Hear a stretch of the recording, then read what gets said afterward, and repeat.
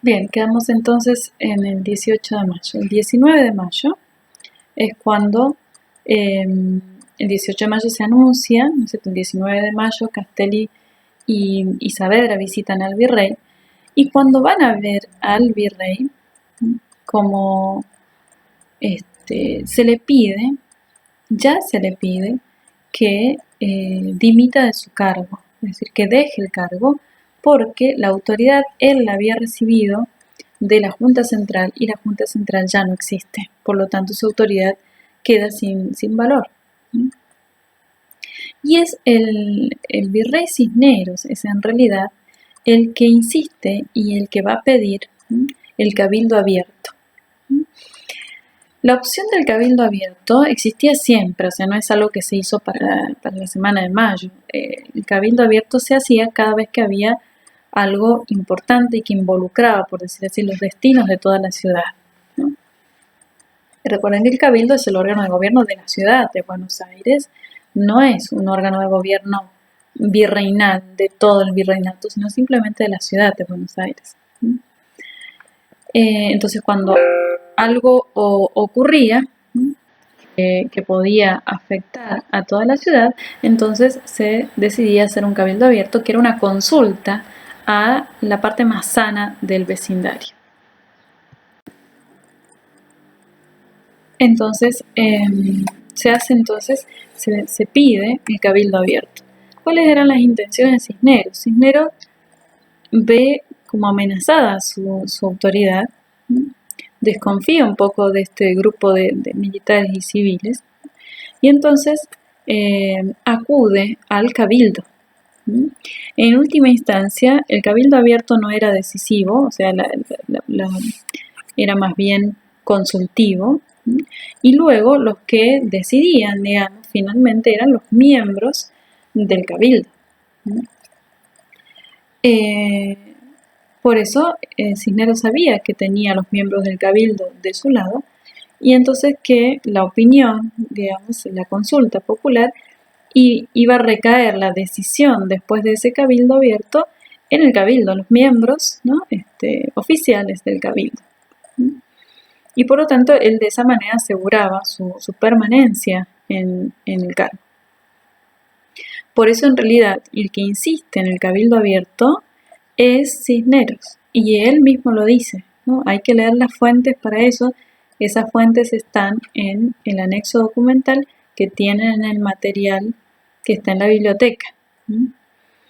Lean las fuentes, porque acá en el libro de Pierotti hace otro tipo de enunciación de los hechos, que yo creo que con las fuentes se corrige, ¿no? Él dice acá que los criollos son los que piden el cabildo abierto, y eso inicialmente no es real. El que lo pide es Cisneros. Ya de antemano, ¿no es cierto? Yo creo que ya hablado con los miembros del cabildo, él sabe que los tiene de su lado, y entonces, como de hecho se va a ver después, se apoya su autoridad en esa decisión, en esa seguridad que le dan los miembros del cabildo. Porque Castelli y Saavedra, el mismo Saavedra lo dice en sus memorias, cuando lo fueron a ver le dijeron que tenía que renunciar a su cargo, ¿no? Que era en realidad la realidad, la realidad más real, valga la redundancia. No tenía ya autoridad, porque la Junta Central ya no existía. Y el Consejo de Regencia no tenía autoridad, no tenía autoridad para confirmarlo en el cargo, entonces le piden que deje, ¿no? O sea, conservar a Cisneros como autoridad implicaba aceptar también la autoridad del Consejo de Regencia. Y eso es lo que no están dispuestos a hacer, aceptar la autoridad de un consejo que es gobernado, dirigido, elegido incluso por los ingleses. Bien, a raíz de eso entonces se convoca, esto ya es el 20, ¿no? El 20 y el 21, donde se hacen las invitaciones, 450 invitaciones a lo que, como dicen las actas, dicen a la parte más sana del vecindario. Eso implicaba, ¿no es cierto?, a las personalidades más importantes de la ciudad. No va el pueblo común y corriente. Por eso cuando uno lee las actas y donde se dice el oficio, no van a encontrar ahí a la gente del campo, ¿no? A las lavanderas, son todas autoridades, tienen puestos políticos, son comerciantes reconocidos, gente adinerada de la ciudad, ¿no? La parte más sana del vecindario. Esto es entonces una consulta aristocrática, no existe, no es una consulta popular. Entonces se organiza, digamos, el cabildo abierto, se invita, y de esas 450 personas que son invitadas en la ciudad de Buenos Aires, van a asistir la mitad. La mitad asiste al cabildo abierto. ¿Por qué? Por diferentes motivos. Por temor algunos, tal vez. Por falta de interés también muchos. De modo que, evidentemente, la participación popular de la que tanto se habla en la Revolución de Mayo no fue tan así. Primero, que no fue tan popular, fue más bien aristocrática, y entre la aristocracia tampoco todos se interesaron por el tema.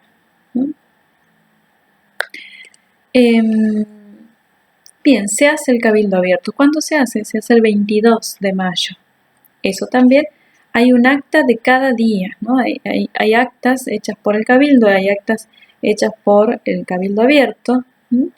Esas actas hay que leerlas porque la verdad sobre Mayo se encuentra en las actas.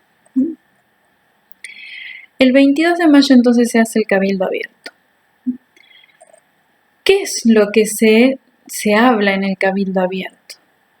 Lo que se habla propiamente es si el virrey tenía que continuar o no, el virrey Cisneros, en su puesto.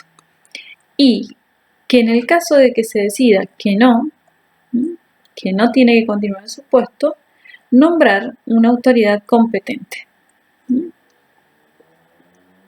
Eso es lo que se habla. Y es lo que se va a votar finalmente. Todos exponen sus opiniones.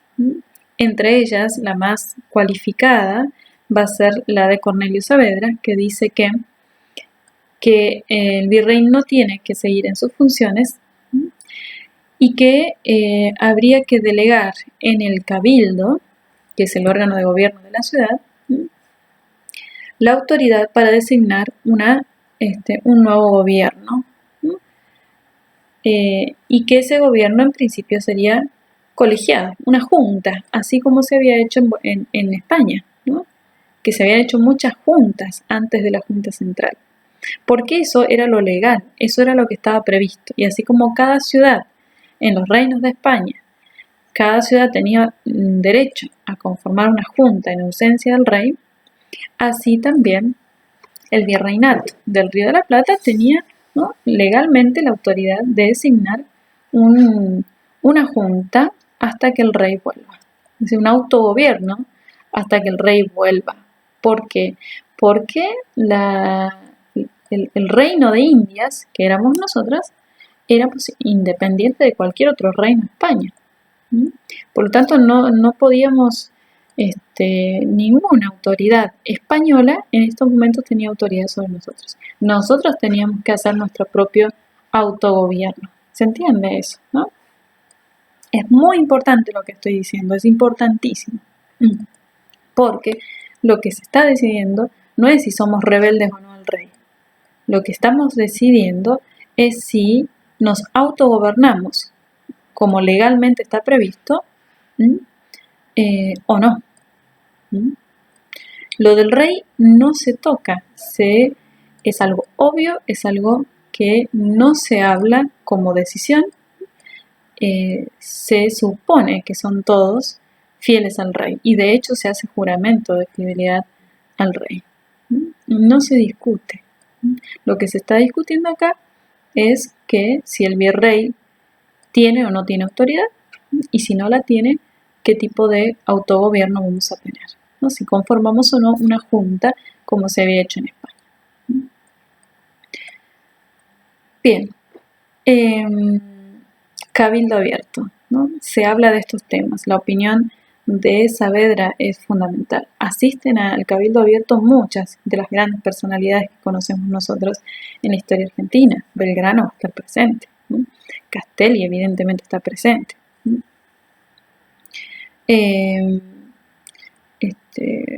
Bueno, y todos los grandes personajes que a nosotros, los Balcarce, ¿no? Los apellidos que a nosotros nos suenan, ¿no? De los primeros tiempos de las fundaciones de las ciudades, ¿no? Estaban presentes, porque eran, ¿no?, ciudadanos ilustres, ¿no?, de la ciudad.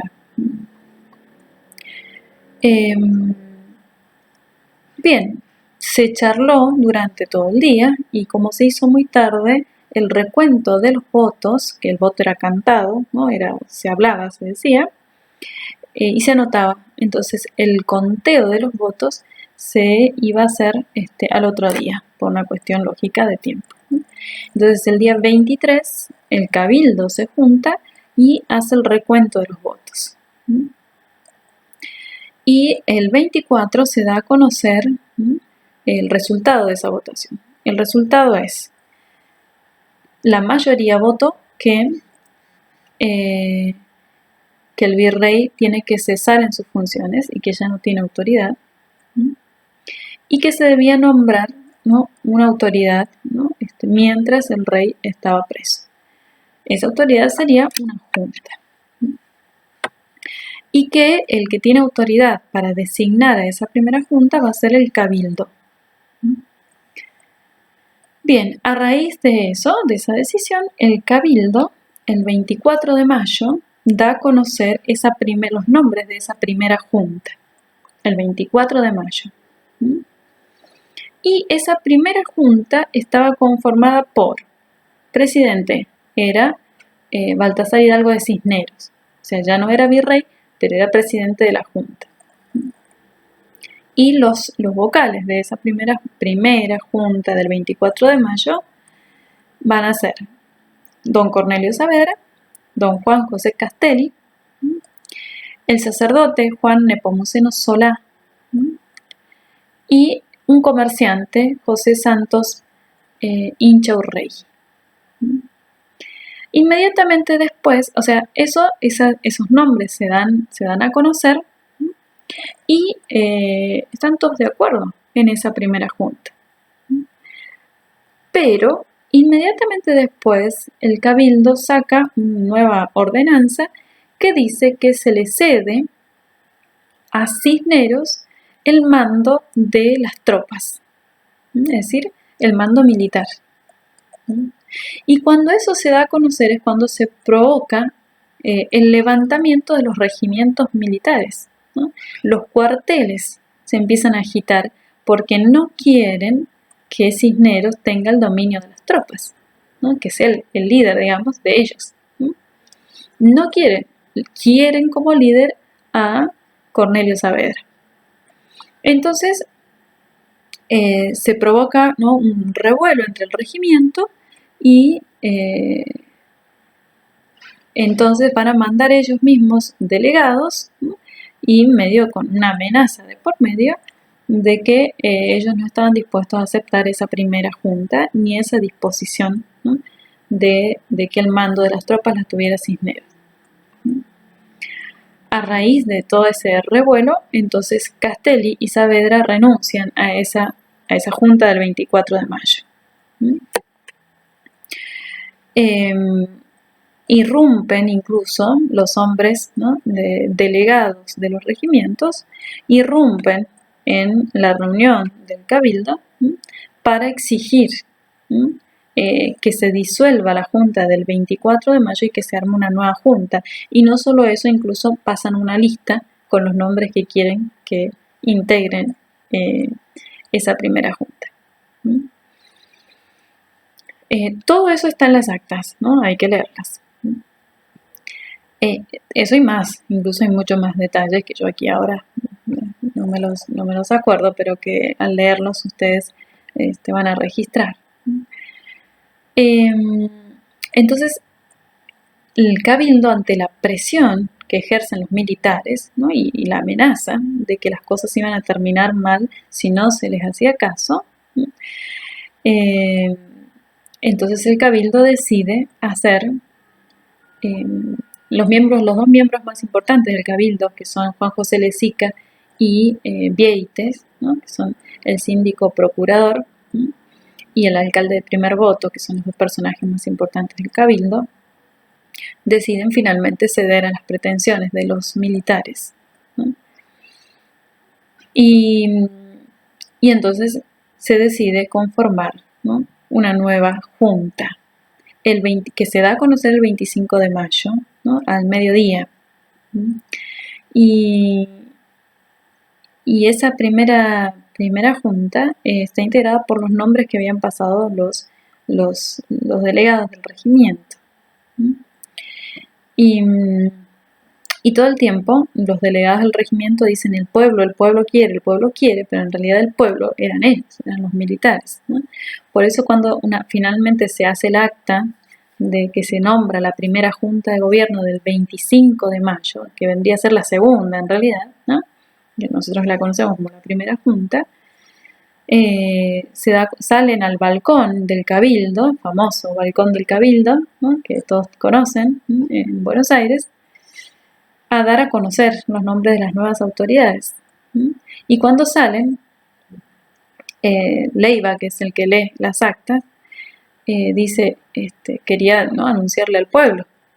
Y cuando sale, dice, y mira para todos lados y dice, ¿y el pueblo dónde está? Porque no había pueblo. Y entonces estaban solamente los soldados, ¿no? Y entonces los líderes de los soldados le contestan que están durmiendo la siesta. Para que ustedes vean cuánta participación popular hubo, ¿no?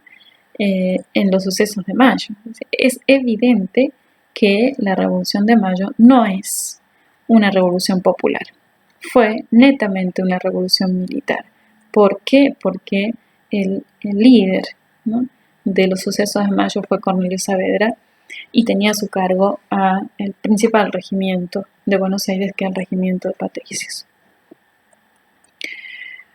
Un tema que también que no quiero dejar pasar porque por ahí es importante, sobre todo para los actos, y porque también Pierotti acá dice algo, con cual no estoy de acuerdo. Yo en esto sigo a Enrique Díaz Araujo en estos libros, que son 4 tomos, ¿no?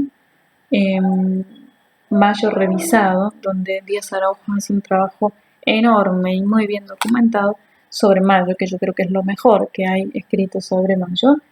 Si ustedes quieren estudiar bien la Revolución de Mayo, lean estos libros, ¿no? No son lectura obligatoria, porque bueno, pues son grandes ¿no? y más difíciles de leer, pero para el que quiera conocer bien la Revolución de Mayo tiene que leer estos libros, ¿no? Y conseguirlos y tenerlos, ¿no? a mano. Es interesante ir comprándolos, son 4 tomos, pero hay que comprarlos de a uno, ¿no? O sea, un maestro tendría que tener esto en su biblioteca en la casa, ¿no? y leerlos. Pierotti dice que se repartieron cuando se hizo el 24 de mayo, se repartieron para distinguirse escarapelas, cintas, ¿no? Y él dice que eran celeste y blancas por el regimiento de patricios, que se distinguía. El regimiento de patricios tenía, ¿no? un uniforme celeste y blanco, ¿no? Pero en realidad Enrique Díaz Araujo dice que las escarapelas eran blancas con el sello, ¿no? de la cara del rey Fernando VII. Por lo tanto, no hubo cintas celestes y blancas el 25 de mayo. Eso para que lo tengan en cuenta para el acto, ¿no? del 25 de mayo. Las cintas eran blancas, ¿no? porque blanco era el color del rey, ¿no? Entonces, ese es el color que se usa para distinguirse.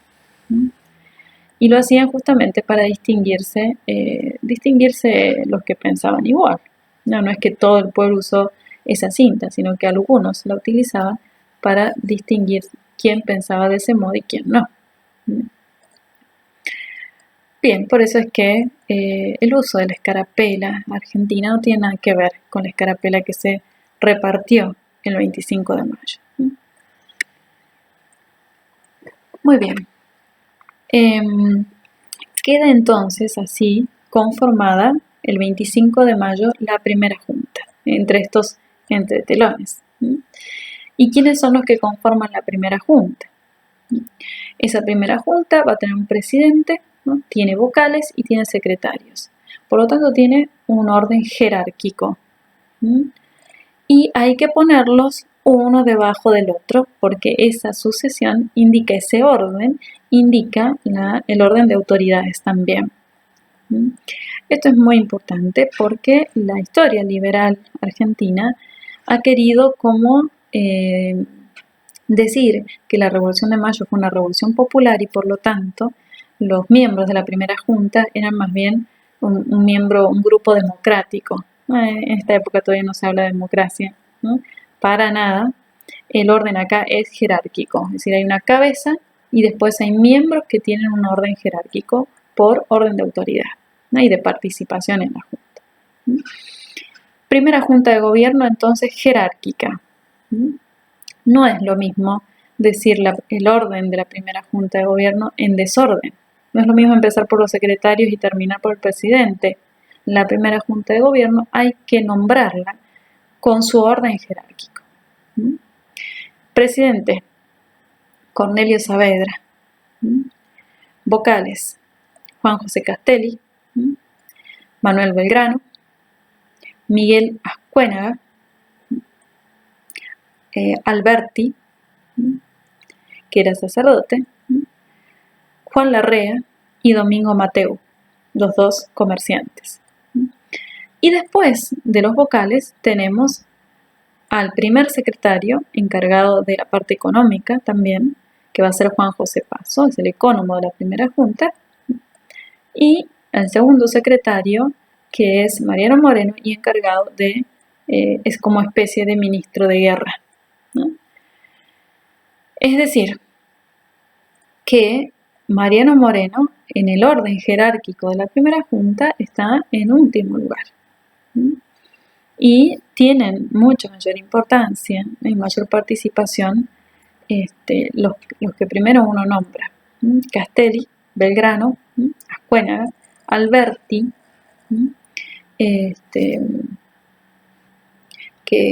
Alberti, ¿no? Conté, que era sacerdote. Es decir, en ese orden hay que hacerlo, ¿sí? No se los puede nombrar en desorden. Bien, y esta primera junta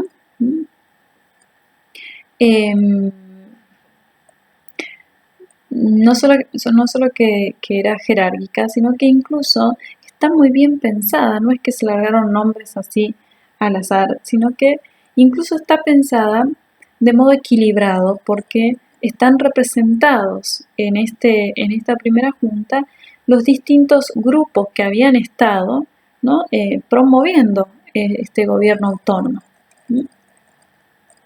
Están representados el grupo de los abogados liderados por Castelli, están representados los militares liderados por Cornelio Saavedra y están representados los comerciantes que están liderados acá por Mariano Moreno, aunque él era abogado, ¿no? Porque están siguiendo a don Martín de Alcea, ¿no? A ese grupo pertenecen Larrea y Mateu y también Mariano Moreno.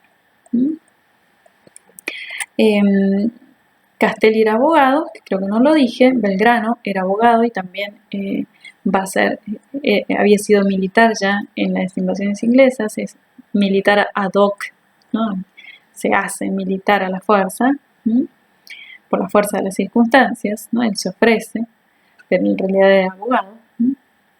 Ascuénaga, que era militar, Miguel de Ascuénaga, Alberti era sacerdote y bueno, y ya los otros dos comerciantes, como decíamos, Juan José Paso, que es abogado, y Mariano Moreno, que es abogado. De tal manera que, por decir así, todo el sector aristocrático de la ciudad de Buenos Aires está representado. Y hay un equilibrio de fuerzas, que es muy importante remarcar, porque cuando ese equilibrio se pierda, también se va a perder el control de la primera junta. Bien, entonces de esa manera está conformado nuestro primer gobierno patrio, ¿sí? Es el primer gobierno patrio, se le llama así porque es el primer gobierno criollo, integrado por criollos, ¿sí? Todos los que integran han nacido, esta primera junta, han nacido en América. No hay ningún español acá. Y eso es importante, por eso se llama el primer gobierno patrio. Pero hay que tener en cuenta que es un gobierno que es fiel al rey Fernando VII, y eso está clarísimo cuando uno va al Cabildo y ve, ¿no? Las banderas que se utilizaron en esas semanas. Está la bandera roja, presidía todos los actos de esa semana, ¿no? La bandera roja del rey de España. Y está, ¿no? el acta de juramento de la primera junta, donde se jura fidelidad al rey Fernando VII. ¿Sí? Un rey que estaba preso. Es decir, si eso no fuese real, si eso no fuese verdad, los hombres de la primera junta serían perjuros. Y tal vez para un hombre de la modernidad actual, ¿no? Un juramento tal vez no tiene peso.